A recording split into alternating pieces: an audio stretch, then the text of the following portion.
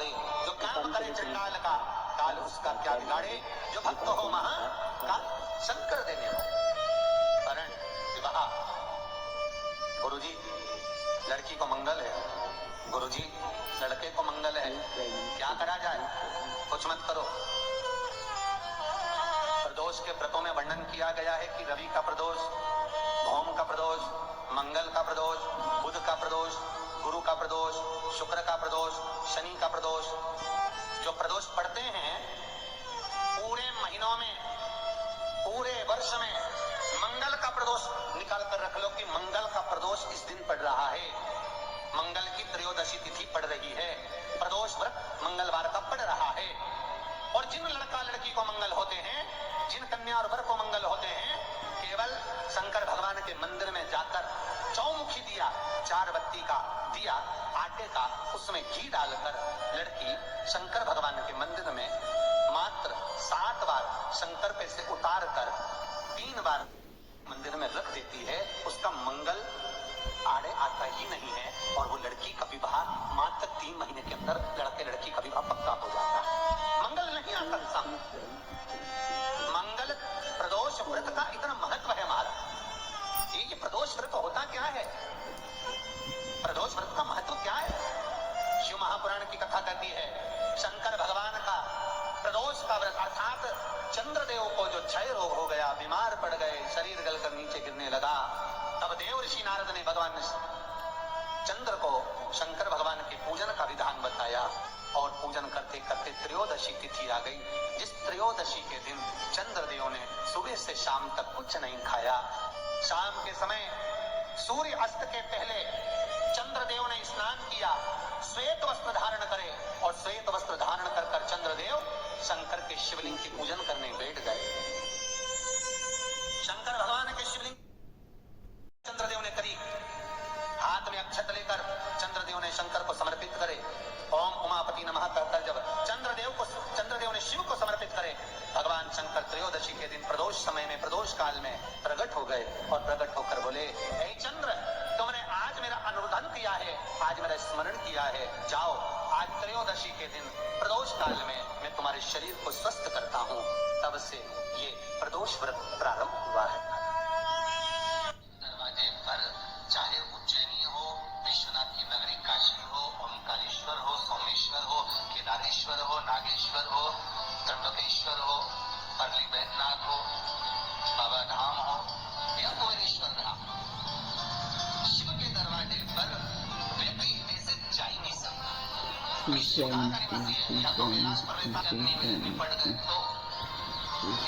और फिर कोई ने पूछ लिया तो वृंदावन की दीवार करवा, अरे वृंदावन तो हमारे को जीजी के लड़के के साथ चले गए, फिर हमारे मामा का छोड़ा गया उसके साथ चले गए, फिर हम दोनों भी घूमने चले गए, फिर हमारे बच्चों को भी दर्शन करा, वृंदावन तो हम हो गए। फिर कोई तुमसे कहे कि तुम उज्जैनी आधा या शंकर जिसको बुला ले, शिव जिस पर करुणा कर ले, और शंकर जिसको हाजिरी देकर आमंत्रित कर ले, बस वही केदारनाथ जा सकता है, वही उज्जैनी महाकाल जा सकता है, वही विश्वनाथ की नगरी काशी जा सकता है, वही कुबेरेश्वर धाम जा सकता है, और वही चाहे केदार हो, चाहे ओंकारेश्वर हो, सोमेश्वर हो, नागेश्वर हो, तभी जाएगा जब बाबा बुलाए।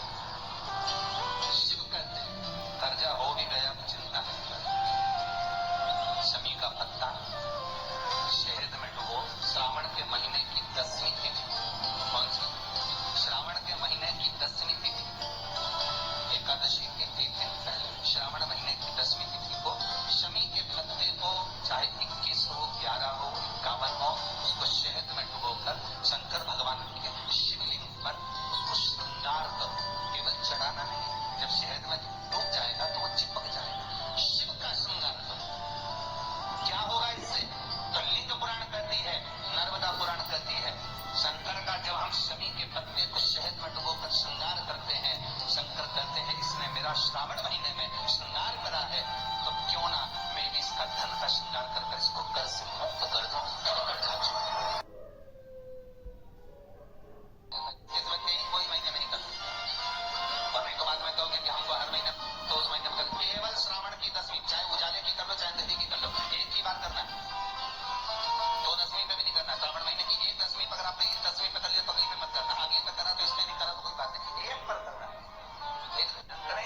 नारी या कोई पुरुष व्रत करता है,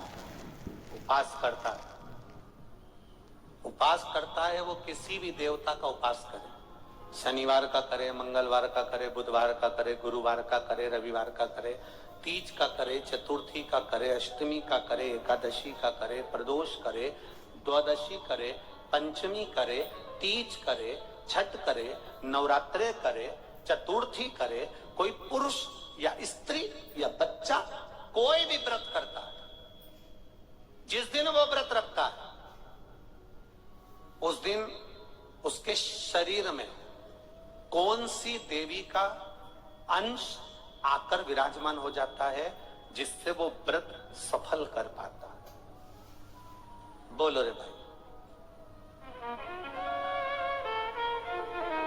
कौन सी देवी का अंश आ जाता है जिससे उसका व्रत, किसी भी व्रत को करे, वो एकादशी करे, द्वादशी करे, प्रदोष करे, सोमवार करे, मंगलवार करे, बुधवार करे, नवरात्रे करे, तीज करे, चतुर्थी करे, छठ करे, प्रदोष करे, दिवाली करे, दशहरा करे, जो व्रत उसको करना है करे, मंगलवार करे, वो कौन सी देवी एक ऐसी होती है, भगवान शंकर की वो कौन सी एक माता, एक देवी ऐसी है जो व्रत करने वाले की तप साधना में साथ देती है और उसकी तप साधना को बढ़ाने का काम करती है। वो केवल एक देवी है, शाकंभरी माता।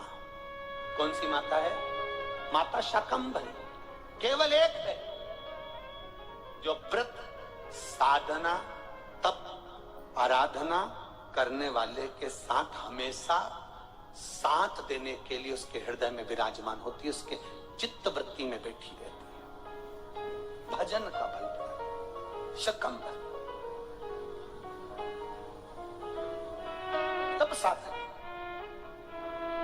कितना सुंदर कहा है, जो व्रत करता है ना, हम तो यहां तक कहते हैं कि अगर कोई कथा सुनने बैठा हुआ है, कथा सुन रहा है, आपको जाना है, आपका शरीर का जरा सा अंश भी चलते समय दूसरे के शरीर को नहीं लगना चाहिए। शिव महापुराण में वर्णन आया है पितरों की 3 कन्याओं का, मेना, धन्या, कला, इन तीनों का वर्णन आया है। पितृलोक में ये तीनों आराम से रह रही थी और सनकादि ऋषि बैठकर तप कर रहे थे, कथा की चर्चा कर रहे थे, सत्संग कर रहे थे।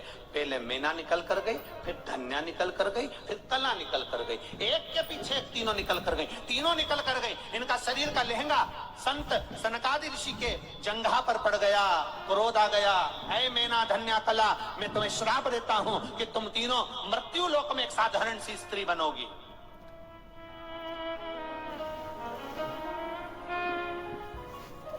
तीनों बिलख रही हैं, तीनों रो रही हैं, तीनों की आंख में आंसू भरा हुआ। क्षमा कर दीजिए नाथ, क्षमा कर दीजिए।